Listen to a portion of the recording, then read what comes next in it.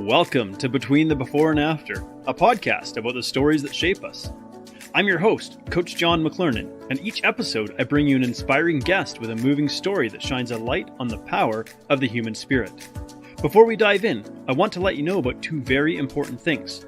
Number one, the stories shared here are often gritty, raw, and vulnerable, and very likely will include speaking about sensitive topics suited for a mature audience. Number two, this podcast is also broadcast live on YouTube, Twitch, Twitter, LinkedIn, and Facebook. So on whatever platform you follow myself or Freedom Nutrition Coaching, you have the opportunity to participate in this discussion during the live stream. And we encourage your participation both by commenting and asking questions. And so this podcast is about exploring the stories that take place between the before and after photos, not just in the realm of weight loss, but in all areas of life. So let's dive in. All right, welcome back to Between the Before and After. I am thrilled to be back. It's been a little bit of a hiatus, actually. It's been about 2.5 weeks, partly because I'm traveling and on vacation, but also because I've been sick and didn't have a whole lot of voice to do podcasting with. So it's surprising, maybe to no one, that you actually need a good voice to do podcasting. Today, I'm very excited to have with me Carol Graham, and there's a bit of a journey to get us to this episode as well. This is about the fifth date that we actually set to record, and we had to reschedule a number of times. I think a couple of times because I was sick, one because of my flight time got changed, and I can't remember the other one. So, but it's been quite an effort just to get to this interview. So I'm very delighted to be able to have this conversation and welcome you to the show, Carol. And maybe you could just give people a little bit of background in terms of what you're doing presently, and then we're going to dive into your very remarkable story that has many twists and turns to it. All right, absolutely. And John, this is going to be awesome. I really appreciate finally getting on your show, and I look forward to, I've listened to some of the other ones that you have, and I look forward to be one of your guests. So thank you. Yes, I am an author, a podcaster, a YouTuber, a motivational speaker, and a dog rescuer of over 30 dogs. Wow, over 30. And not only that, you're also a mother and a grandmother. So it's pretty impressive it's pretty impressive to have that as a resume. Lots of people your age might just be relaxed. I say your age, I actually don't know your age, but I'm guessing if your grandmother, when you were first growing up, you didn't necessarily have the internet. And so to be this tech savvy at this stage in life is pretty remarkable as well. We just celebrated our 50th wedding anniversary. And wow. I started everything, including writing, etc., when I was 67. So okay. Let that be an encouragement to anyone who has a book in them or a story in them that they want to share, that it is never too late. And all it's done is grown. And so it's exciting, and don't let anybody stop you if you have to do that. Yeah, that's absolutely fantastic. So you have a story filled with all kinds of twists and turns, and we're going to explore some of those today. And I think to myself, when I was reading some of your backstory, I was like, how could all of this happen to one person, for starters? That already is very daunting. But how do you get through all that? So let's rewind the clock all the way back to maybe like childhood. Where did you grow up, and was your childhood relatively normal, or were there some ups and downs through there as well? I would think not normal, because I was a preacher's kid. Okay, fair enough. So that means you are, in the forefront and on camera all the time, basically.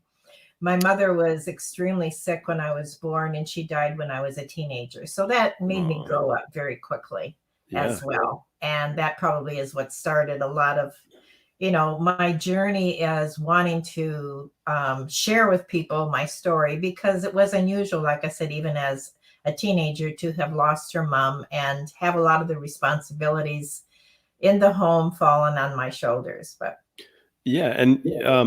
have you got siblings, and if so, where do you fall among your siblings? I was the youngest, and so everybody was 10 years after everybody left home. Okay. So I was basically an only kid. Fair enough. Yeah. So and where were you growing up? Detroit, Michigan. Okay. Yeah. So, to go through a tragedy like that, like losing your mom when you're still a teenager, and then kind of carrying on with life in a sense. What was it like? Maybe like when it comes time to go back to school and just speak to people, talk to your friends. How do you navigate that as like a teenager? Well, you know what I found interesting, and I've often, as I said in the beginning, I'm a writer, so you look at many different aspects, what the emotions you go through and etc. But I don't know about now, but back then, if you lost a parent, you had a disease, like there was something wrong with you. People avoided you. And I think that Mm. that is a lot of because they don't know what to say. And Yeah, that's very yeah, true now as well. And so I do counsel people a lot in this area that if you don't know what to say, don't say anything. Give them a hug. yeah. Just Just be be with them. present. Be absolutely. So that's something that and talk about the person that has Yeah, died. And I still do that. If I hear about somebody who, has lost a spouse or whatever, they want to talk about them.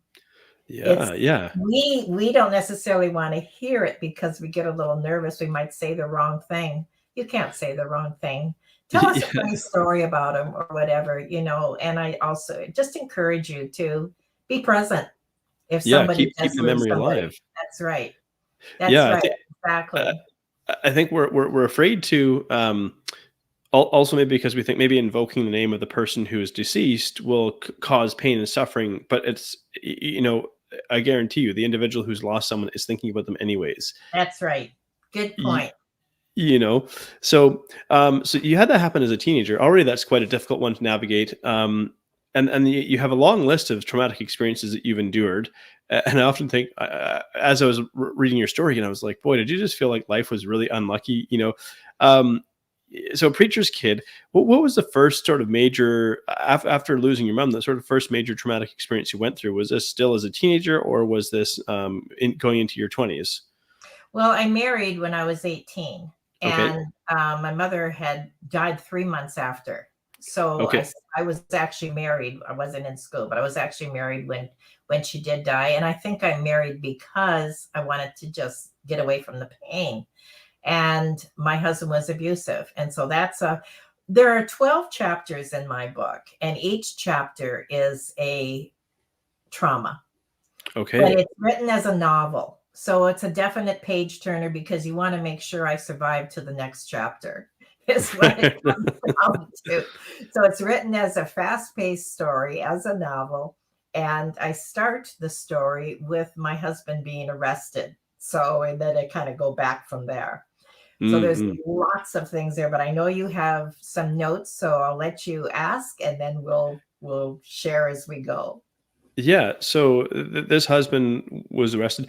When you married, or I guess, and maybe this question's been asked before, but I'm always curious. Was there any, and maybe because you were distressed, emotional state, you didn't pick on this, but was there any like red flags going into this relationship that that this person could become abusive, or had they been abusive even prior to the marriage? Well, first of all, I just want to say we're talking about two different husbands. The husband that Okay. was arrested is the one I've been married to for 50 years. So Okay. just Let, have to let's make sure we got that clear. let's clarify the details here. That was a false arrest. He was later pardoned, and that's again a whole other chapter in the book. So Fair enough. going back to the first one, yes, there was definitely signs, but as I said, and I think this is quite normal, especially back then when 18 years old, wanted to Yeah. get away from the pain, and he told me that if I didn't marry him, he would kill himself because he needed me in his life. So yeah, that definitely should have. But you're Ooh. young, you don't think, you feel sorry for him, and you don't think that Mm. that marriage is going to last more than a year. We don't think past that time like Right. Right. like we should be, but we forever is like 5 years, right? Yeah, no kidding. Or we take And that oath. was he this similar in age to you? Yes, yes. Okay. And how long did that marriage last? I stayed 5 years. I should have stayed one day. Mm, mm, And mm. from the moment, like my mother died 3 months later, and he said that if I went to the funeral, he would kill me. So let that Ooh, ooh. Yeah, that's a And wow.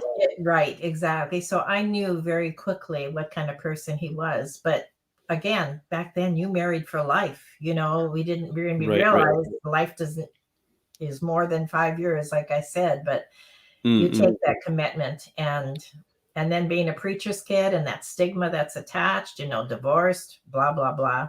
But Right, anyway, yeah. I did leave after 5 years, and then the horror really started, which is part of what you have in your notes there.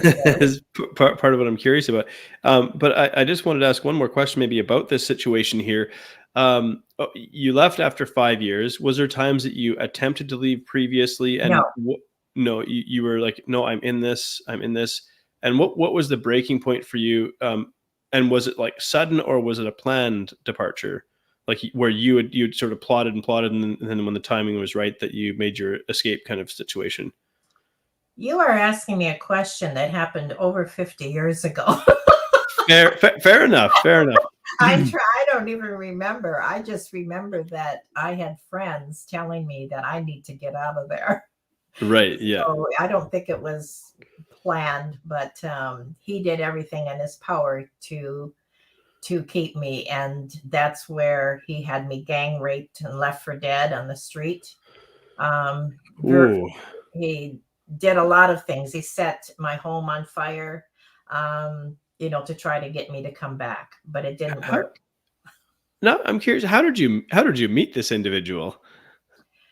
At church. Oh boy. I mean, I know church is filled with flawed people trying to make Exactly. their Some lives better. people, right? Yeah, and you just said something rather heavy there. Was this after you had left him that he arranged to have you gang raped? Like Yes, he sent yes, attackers to do this to yes, you? yes. Wow. Okay. And his hope was that if you were that traumatized that you would somehow return to him for safety, or any idea what the thinking was behind it? No idea. He was sick. Yeah. Yeah, But let's not absolutely. dwell on him. For sure. And so then you go through an experience like that, and I mean that is absolutely horrifying. And at what you were in your early 20s when this happens. Mhm. Where do you go from that situation? This has just happened. Was anybody prosecuted? Was there a court case? No, no, none of that. What happened was I met my current husband, who was my knight in shining armor. And we decided on our first date, having lunch, that we were getting married. Wow. So literally we married almost instantly, after everything was settled. And so the real trauma, the real story that I have to share is forward from there.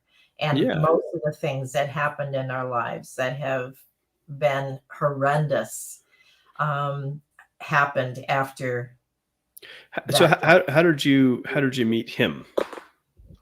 Met him at a roller skating rink. Okay, and think back then, it would have been a fun thing.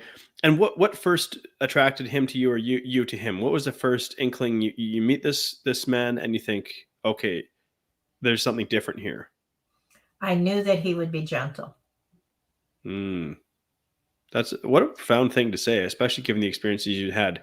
Was Mhm. he aware of your traumatic past when Oh, you'd met? absolutely. Yes, he counseled me through it after we had, first started talking and befriended each other Mm, mm, mm. before we went on a first date. Okay, yeah. So he was aware. And what a good man. Um, so then you get married to the man of your dreams, the person that you should have married in the first place, and you think, okay, all right, we've got it. The horror is all behind me, and then there's more horrors waiting for you that you couldn't have anticipated. Almost everything that happened to us was in a financial realm. Okay, We made poor mistakes in business. okay, And this, it just mushroomed. There was basically 40 years of the 50 that we've been married that we really struggled with horrendous things happening, one on top of another, that we didn't necessarily create. Like, for example, we went into business with a couple, and after we were going to build a jewelry store for them. My husband's a Mm. gemstone buyer, and we had a jewelry business. And this couple approached him and asked him if we knew them, Mhm, asked mhm. if he would help them, open a jewelry store, etc. And within a matter of maybe 2 or 3 weeks after we got in and got the deposit from them to start doing the work, they changed their mind. Never gave us a reason. We didn't click, whatever, didn't matter. I mean, that's history. But as a result, they asked for their money back. And of course, that money was already spent because the money was spent on inventory, etc. And Mhm, we mhm. were buying diamonds that were being, coming here from Israel, etc., etc. So everything was in the works. We had secured the building.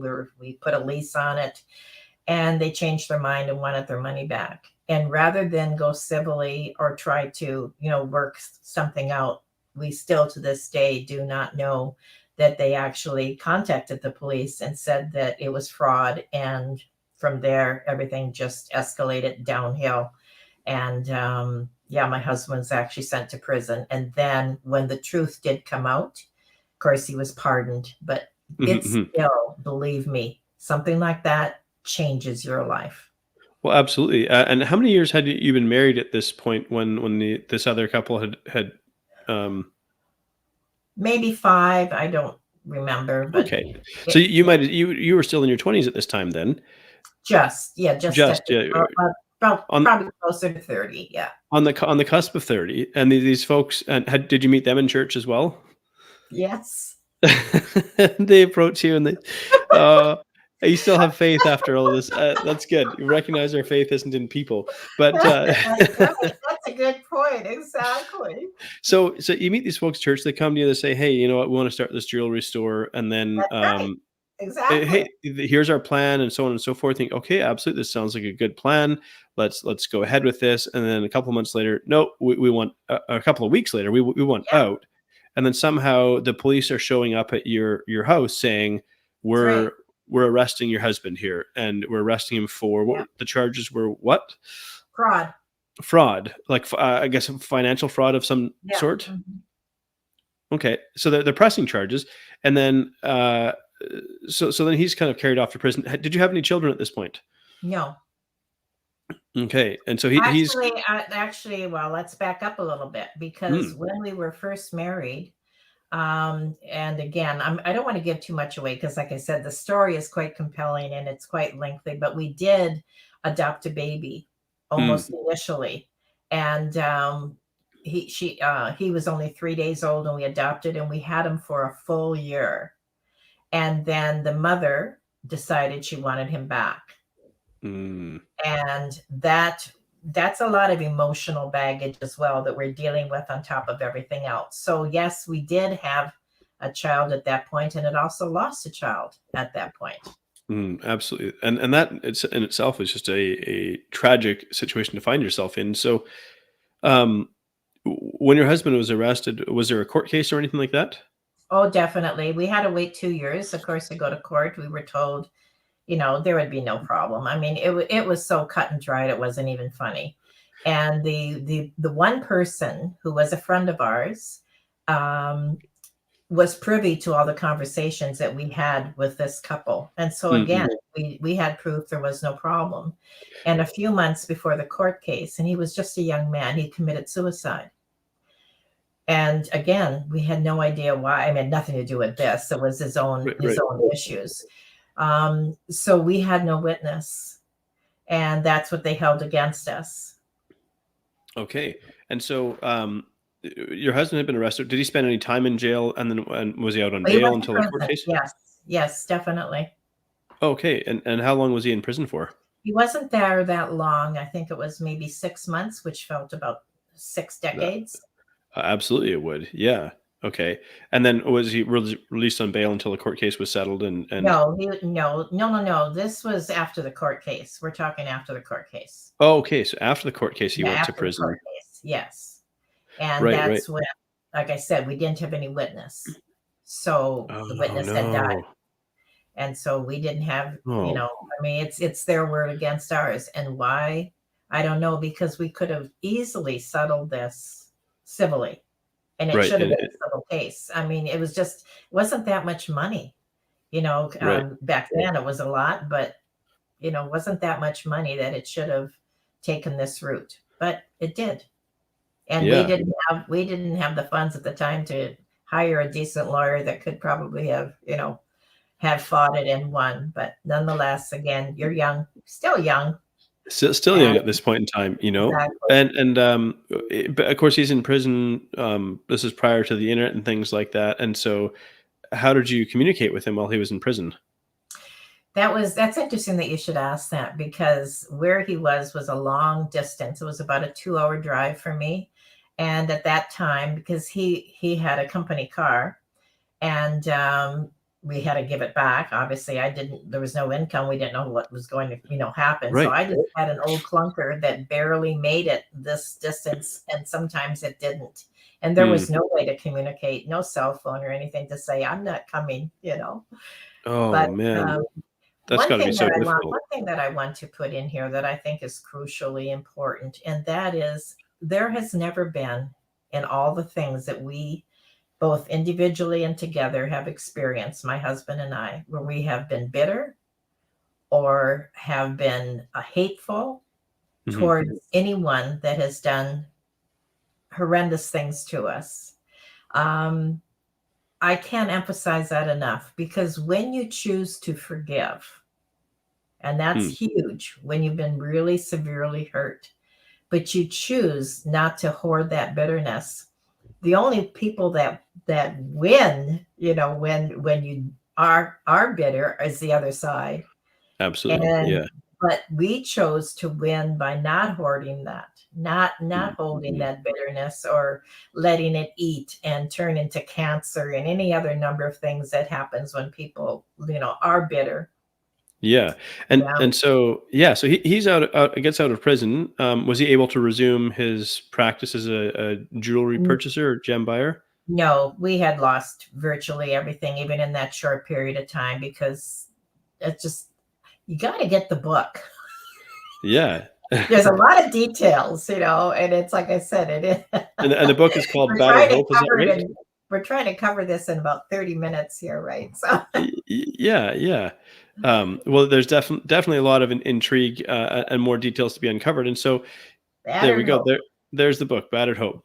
And so he moved on to a different profession. Well, he was just at that point just trying to get jobs. I remember Fair enough. Yeah.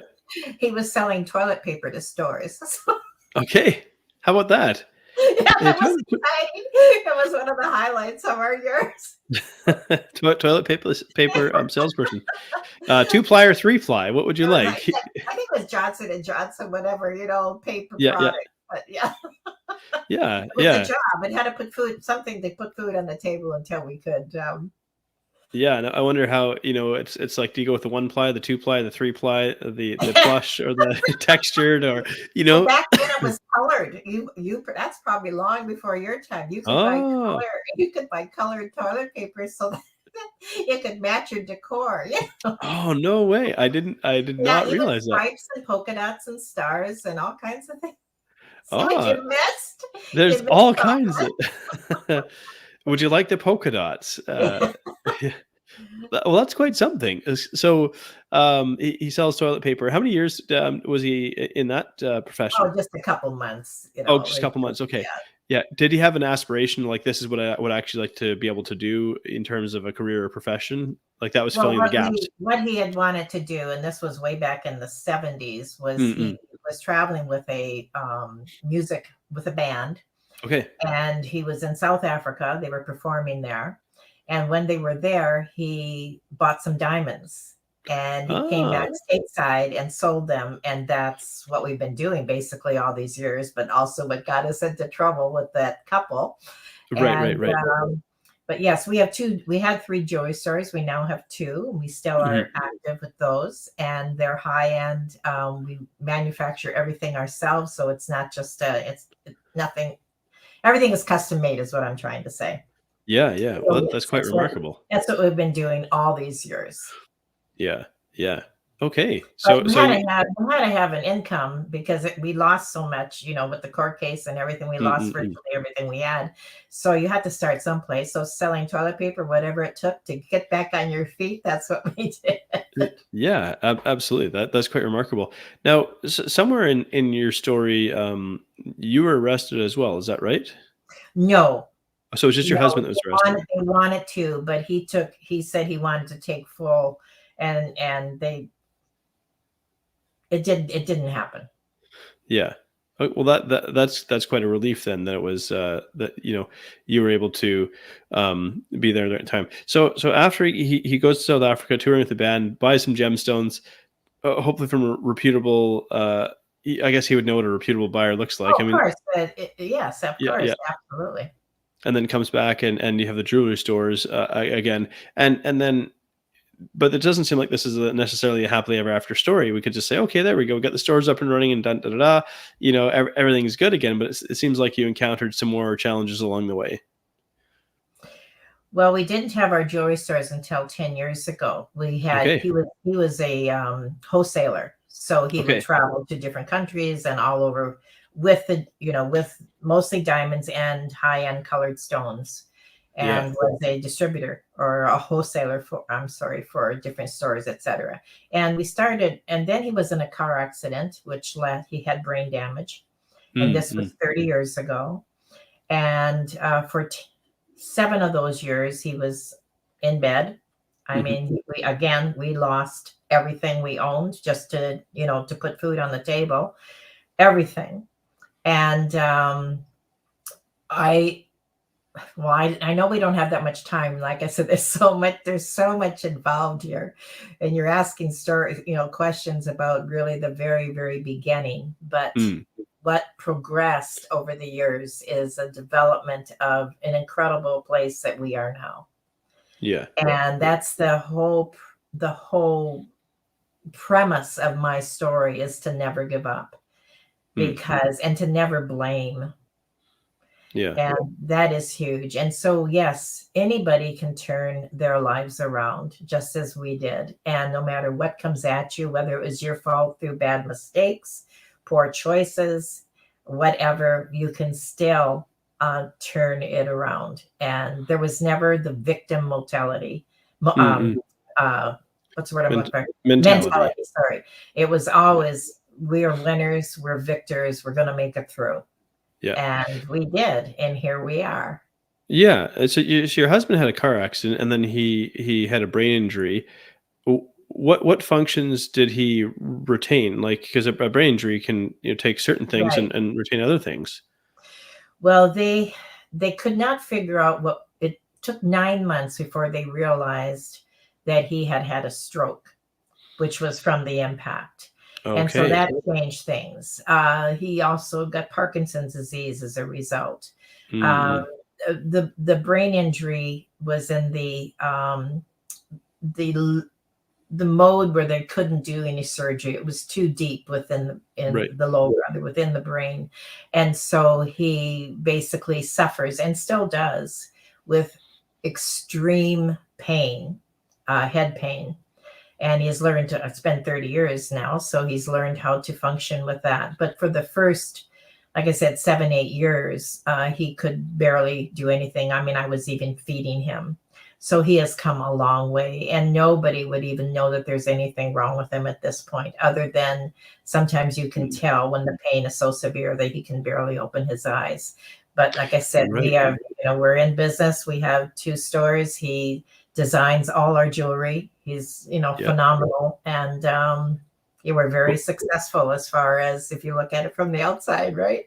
Right, right, and I mean the brain. It fascinates me because it's this remarkable organ that has Hmm. the ability to, we can't necessarily replace damaged tissue, but our brain can grow new connections. It has this marvelous ability known as neuroplasticity, the ability to create That's new right. connections. And so Exactly.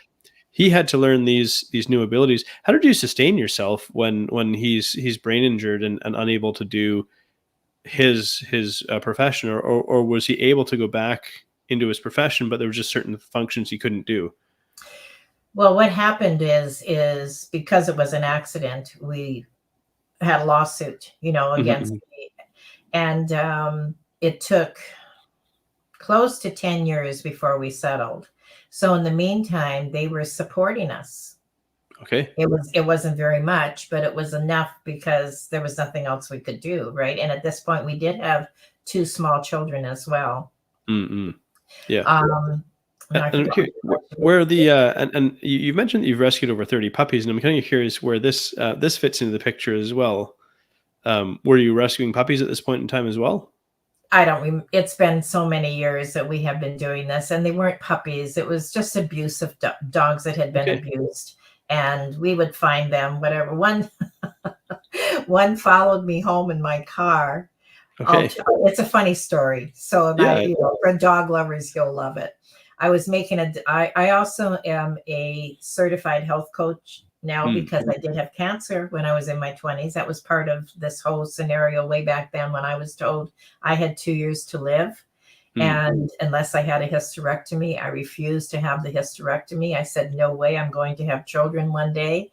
And as a result, I became a symptomologist, which is someone who determines what is wrong, what is going on inside as a result of your symptoms. Very often we look at blood work and everything, but symptoms will tell us a lot more. If your foot's hurting and you go to the doctor, you say, my foot's hurting. He says, well, don't step on it, whatever. right. Right. Right. Right. So I became a symptomologist. I became a health coach, and I took many courses, etc. So by the time that my husband was sick, or had the accident rather, um, I already had a good knowledge of what made the body function. And when we were fighting with the powers that be, of the whole court case, not court, Mm-mm. yeah, well, I guess it would be, it was a court case, right? Exactly, for the accident. But I just kept teaching him and changing our diet, et cetera, to what we needed to do to turn this around. And when we did turn it around, like I said, it took a few years, but when we did Mm-mm. turn it around, other than the head pain that he has, everything else has come back. Everything, the Mm. immobility, everything, and the clarity of thinking, everything. So now I'm jumping ahead here, and I don't recall the question you had asked. Well, Um, I'm just curious, as you're caring for him, and did you know that he was going to make some semblance of recovery, or like what age was he at this time that the accident happened? I think he was 40, early 40s, like 42, something like that. Hmm. And no, they did not give us any hope. There was zero hope. Right, and And I think I the refused to give up. right And the that's underst when I brought nutrition. Sorry, that's when I brought nutrition into mm, the picture. And that's mm. when we started to see the changes. Yeah. So I suppose the understanding of the brain back then, 30 years prior, just really wasn't quite the same as it is now. And so there might have been this limited understanding that, like, well, a brain injury is permanent. You can't do anything about it. So he's just going to be in this state. But Right. because you refused to accept that, and he would have refused to accept that. I mean, while he's like working his way through this injury, there had to be he had to have some sort of, I imagine, awareness of his limited capacity. But somehow, did he ever get frustrated by it, or how did he get through those days? Yes, definitely. It was mostly in the area of pain and Mm, immobility. yeah, So yes, it was terrible, but he's the same. We're cut from the same cloth. I yeah. mean, we're not going to give up. We're not going to take no for an answer. Just like I know what I started to say about Mm, hysterectomy or death, and I said no to the doctors, and he said, "Well, then, lady," because I wouldn't have a hysterectomy because of the cancer. He said, mm-mm. "Lady, you go home, you suffer, and you die." That was the words from the doctor. And I said, I will Wow, walk in here pregnant one day. And I did 14 years later. wow, In that's that quite remarkable. meantime, that's when I got into nutrition and everything else and was able to, um, not only turn my life around, but help numerous others in the area of health and vitality and everything else that's good. Yeah, absolutely. Well, there's so many remarkable aspects to your story, so many different things that you've gone through. I guess I'm curious. Do you think does anyone ever like listen to your story and think like, how is this even possible? When they start to hear your story, that you could go through this many different things. That's why my book's a bestseller. Okay. It's Yeah. exactly it, because when people read the story, and if she can do it, if they can do it, I can do it. And like I Mm-hmm. said, there's 12 chapters, 12 traumas. I've only mentioned, what, 3 or 4 here, and Yeah. yet, here we are on the other side of that, and Yeah. there's just don't give up. You don't There's- give up, you find a way. Yeah. And you run now a podcast as well. Is that right? Yes, my podcast is in its 9th year. It's 9 years. entitled Wow. Never Ever Give Up Hope. Yeah. And I interview people who have been in places like myself where they are told there is no hope. And that's the premise of the podcast.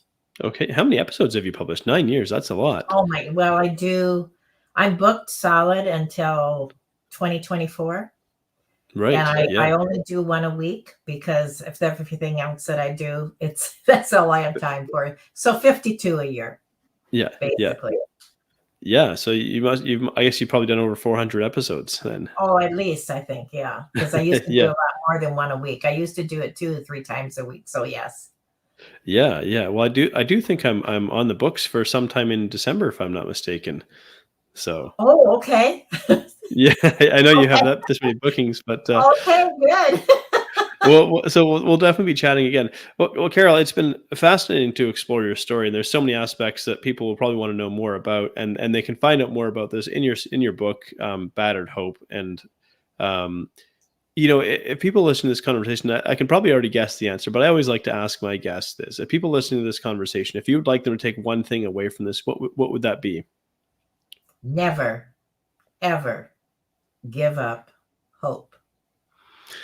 That's it. Well, Carol, thank you so much for being on the show today. It's truly been a pleasure. I'm so glad that through all the ups and downs, we managed to actually get connected and record the show. So thank you for being on today. Thank you. Thank you. I really enjoyed it. Thank you so much for tuning in to Between the Before and After. If you've enjoyed this episode, please like, share, subscribe, or leave a review, because that helps this podcast to reach and inspire more people. I love exploring the stories that take place between the before and after, the powerful experiences that shape who we become. And I love human potential. I love the possibilities that lie within us. So whatever you may be up against, I hope these stories inspire you, because if you're still here, your story's not done yet, so keep moving forward. Anyone can come from any place of brokenness and destitution and build an amazing life.